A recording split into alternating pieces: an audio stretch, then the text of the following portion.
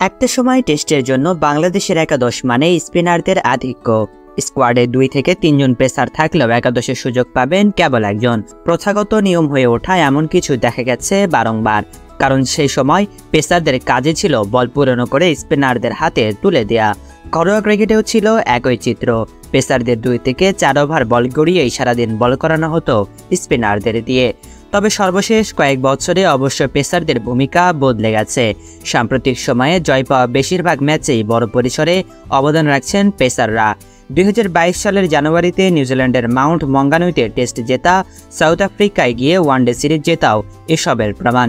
বাংলাদেশের পেস বিপ্লবের অংশ হিসেবে পাকিস্তানে আলো ছড়িয়েছেন নাহিদ রানা, হাসান মাহমুদরা। এবার ভারতের বিপক্ষেও আগুন ঝরানো বোলিং উপহার দিচ্ছেন বাংলাদেশের পেসাররা।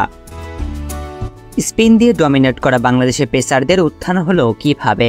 কার হাত ধরে আসলো পেসারদের স্বাধীনভাবে বোলিং করার সার্টিফিকেট? ভারতের ধারাভাষ্যকারের দায়িত্বে থাকা তামিম ইকবাল জানিয়েছেন সেই সিক্রেট। দীনেশ কার্তিকের প্রশ্নের জবাবে তামিম জানান, বাংলাদেশের পেসারদের এই উত্থান এসেছে সাবেক অধিনায়ক মুমিনুল হকের হাত ধরে। তামিম বলেন, ঘরোয়া ক্রিকেটে আগে পেসারদের শুধু 4 থেকে 5 ওভার বোলিং করতে দেওয়া হতো, কিন্তু এই ধারা থেকে আমাদের বের করে এনেছেন মুমিনুল হক। মুমিনুল ঘোষণা করেন, পেসারদের সর্বনিম্ন 20 ওভার বোলিং করাতে হবে। পেসারদের উত্থানে মুমিনুল অসামান্য অবদান রেখেছে।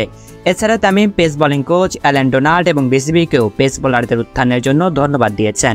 উল্লেখ্য, পাকিস্তানকে তাদেরই মাটিতে হোয়াইট ওয়াশ করার পর বাংলাদেশকে নিয়ে নতুন করে স্বপ্ন দেখতে শুরু করেছে সমর্থকরা। কদিন আগে বিসিবি পরিচালক নাজমুল আবেদিন ফাহিম নিজেই জানিয়েছেন, নতুন এই বাংলাদেশকে সমীহ করবে ভারত। হয়েছেও তাই। বাংলাদেশ দলের ভূয়সী প্রশংসা করেছেন কোচ গৌতম গম্ভীর।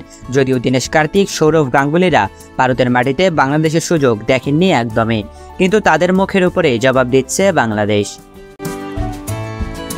চেন্নাই টেস্টে প্রথম সেশনের পর দ্বিতীয় সেশনেও ভারতের বিপক্ষে দাপট দেখিয়েছেন বাংলাদেশি বোলাররা। 6 উইকেটে 176 রান নিয়ে চা বিরতিতে গেছে ভারত। চিদাম্বরম স্টেডিয়ামে টসে জিতে প্রথমে বোলিং করার সিদ্ধান্ত নিয়েছেন বাংলাদেশ অধিনায়ক নাজমুল হোসেন শান্ত। মেঘাচ্ছন্ন সকালে শুরুটা বেশ ভালো করেন বাংলাদেশের 2 পেসার তাসকিন আহমেদ আর হাসান মাহমুদ। হাসান মাহমুদ গুনে গুনে তুলে নেন 4 উইকেট, যার মধ্যে আবার ছিল রোহিত কোহলির উইকেট। দারুণ বোলিং করেছেন স্পিড স্টার নাহিদ রানাও। রানা স্বীকার করেছেন দিনের সেরা ব্যাটার জয় সোয়ালকে। আরেক পেসার তাসকিন উইকেট না পেলেও বোলিং করেছেন টাইট লেন্থে।